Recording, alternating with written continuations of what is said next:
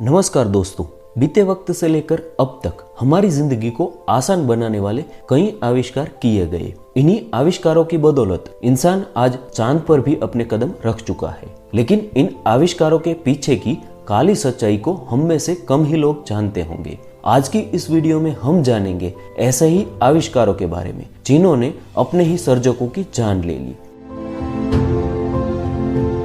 तो चलिए शुरू करते हैं और सबसे पहले बात करते हैं सिल्वेस्टर हॉवर्ड रोपर की। सिल्वेस्टर का जन्म 24 नवंबर 1823 को फ्रेंच टाउन यूएस में हुआ था। ये अमेरिकी आविष्कारक शुरुआती ऑटोमोबाइल क्षेत्र में मोटरसाइकिल के अग्रणी निर्माता थे। उन्होंने साल 1863 में सबसे पहली स्टीम कैरेज का निर्माण किया, जो शुरुआती ऑटोमोबाइल में से एक था। साल 1867 से 69 के बीच सिल्वेस्टर ने स्टीम से चलने वाली मोटरसाइकिल रोपर स्टीम का आविष्कार किया। इस मोटरसाइकिल की डिजाइन और काम करने के तरीके को देख सारी ऑटोमोबाइल कंपनियां दंग रह गई। रोपर स्टीम की खोज के कारण उन्हें साल 2002 में मोटरसाइकिल हॉल ऑफ फेम में शामिल किया गया। 1 जून 1896 के दिन यह युवा आविष्कारक खुद के द्वारा बनाई गई स्टीम इंजन वाली साइकिल को टेस्ट कर रहा था। ट्रायल के दौरान साइकिल अपनी अधिकतम रफ्तार 64 किलोमीटर प्रति घंटा पर चल रही थी।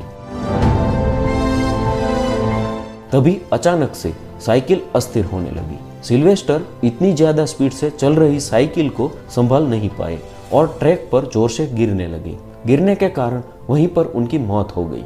उन्हीं के आविष्कार ने उनकी जान ले ली। चलिए वीडियो में आगे बढ़ते हैं और बात करते हैं हॉरेस लॉसन हनली की। हॉरेस का जन्म अमेरिका के समर काउंटी में 19 दिसंबर 1823 को हुआ था। बचपन से ही खोजी स्वभाव वाले हॉरेस के सपने बहुत बड़े थे। इन्हीं सपनों को हकीकत में बदलने के लिए युवा अवस्था में ही उन्होंने हाथ से चलने वाली पनडुब्बी का आविष्कार किया।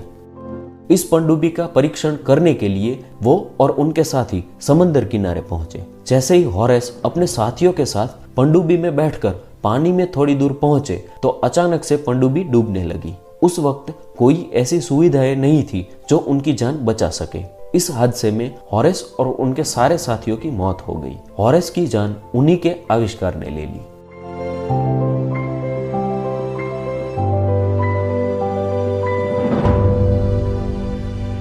हेनरी स्मॉलिस्की कैलिफोर्निया की एडवांस व्हीकल इंजीनियर्स कंपनी के मालिक हेनरी स्मॉलिस्की एरोनॉटिकल इंजीनियर थे। हेनरी को उड़ने वाली कार बनाने के लिए जाना जाता है।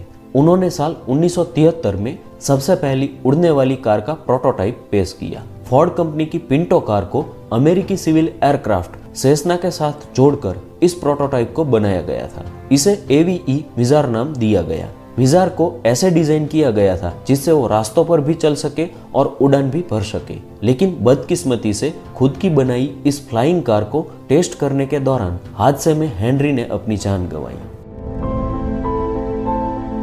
फ्रेंच रिचल्ट। फ्रेंच का जन्म 16 अक्टूबर 1878 को ऑस्ट्रिया में हुआ था। फ्रेंच पेशे से एक टेलर थे। उनका सपना परिंदों की तरह हवा में उड़ने का था। अपने इसी सपने के कारण उन्होंने पैराशूट का आविष्कार किया था। फ्रेंच ने कपड़ों और रस्सियों की मदद से पैराशूट की डिजाइन तैयार की थी। इसे बनाने का मकसद एयरक्राफ्ट हादसों से इंसानों को बचाना था। 4 फरवरी 1912 के दिन सुबह के 7 बजे फ्रेंच ने अपने द्वारा बनाए गए पैराशूट को पहनकर एफिल टावर से छलांग लगाई, पर बदकिस्मती से पैराशूट ने काम नहीं किया और टावर से नीचे गिरने के कारण उनकी मौत हो गई। आज भी लोग उन्हें फ्लाइंग टेलर के नाम से जानते हैं। उनके इस आविष्कार ने आज हजारों लोगों की जान बचाई है, पर अफसोस ये सफलता देखने के लिए वो जिंदा नहीं रहे। मृत्यु के वक्त उनकी उम्र महज 33 साल की थी। Marie Curie.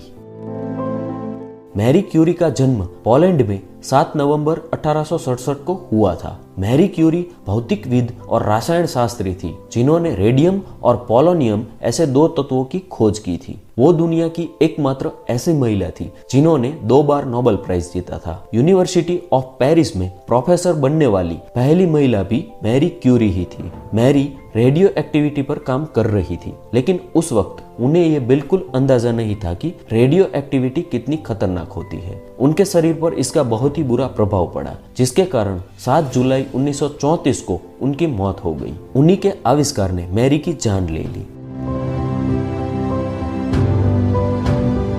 William bullock.